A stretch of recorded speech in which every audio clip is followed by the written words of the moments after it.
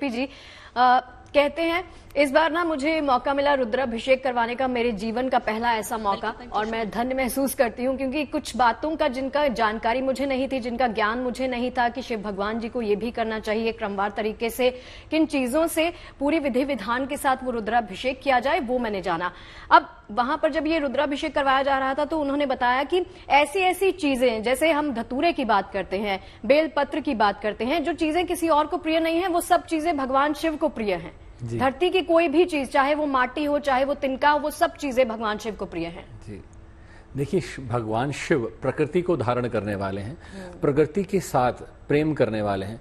जबकि देखिए, लंका का निर्माण मां पार्वती ने अपने लिए करवाया था, क्योंकि उन्होंने महादेव से कहा कि मैं इन कंदराओं में नहीं रह सकती, क्योंकि इसके लिए पीछे बहुत बड़ी कथा है कि माँ लक्ष्मी ने उपहास करते हुए कहा कि अब कैसे महलों से यहाँ पर रहोगी, तो उन्होंने लंका का निर्माण करवाया। पर ऑर्डरदानी फिर वैसे ही विशाल हैं कि जैसे ही उनसे किसी ने कहा कि आप ये लंका मुझे दे दीजिए, उन्होंने तुरंत वो दान दे दी। अब ऐसे ही प्रकृति में रहने वाले व्यक्ति, ऑर्डरदानी जिसको हम कहेंगे, व्यक्ति विशेषतः जब महान हो जाता है तो महादेव कहलाता है। महादेव की बात करें तो महादेव की उपासना में जितना कुछ भी कहा जाए वो बहुत तुच्छ होगा। कारण क्या है, मैं अपनी इस जिह्वा से उनका बखान नहीं कर सकता। क्योंकि वहां पर आप जो भी अर्पित करते हैं वह स्वीकार कर लेते हैं। वहां कुछ भी ऐसा नहीं है जिसको वह स्वीकार नहीं करते, प्रकृति की हर चीज। कारण क्या है, देखिए, हलाहल आया तो हलाहल को भी उन्होंने सहसा स्वीकार कर लिया और अपने कंठ में रख लिया। कारण संसार के भले के लिए विष को भी धारण कर लिया। तो ऐसी स्थिति में आप देखिए कि आपके कष्टों को भी हर लेते हैं।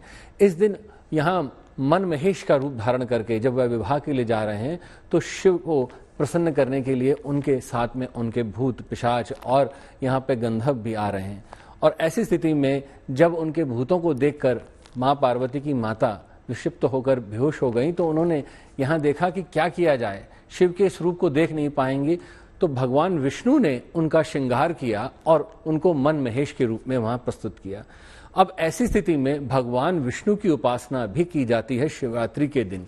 क्यों? क्योंकि वह यहाँ पर कन्यादान के रूप में माँ पार्वती के साथ में आए हैं और भाई का रूप उन्होंने धारण किया है। भाई के रूप में उन्होंने माँ पार्वती का कन्यादान करवाया है। तो ऐसी स्थिति में भगवान विष्णु को कैसे प्रसन्न किया जाए, तो कहा जाता है कि शिव को प्रसन्न करते वक्त भगवान विष्णु को भी नहीं भूला जाता। तो इस स्थिति में अगर आप जो तुलसी के ऊपर एक छोटी सी बाली लगती है, जिसपे आप देखते हैं उसके बीज होते हैं, वो अगर तोड़कर शिव पे अर्पित करते हैं, ओम नमः शिवाय के साथ में ओम नारायण नमः, ओम बृहस्पताय नमः, इस तरह के मंत्र जाप करते हुए अर्पित करते हैं, तो धन से संबंधित सारे संकट दूर हो जाते हैं।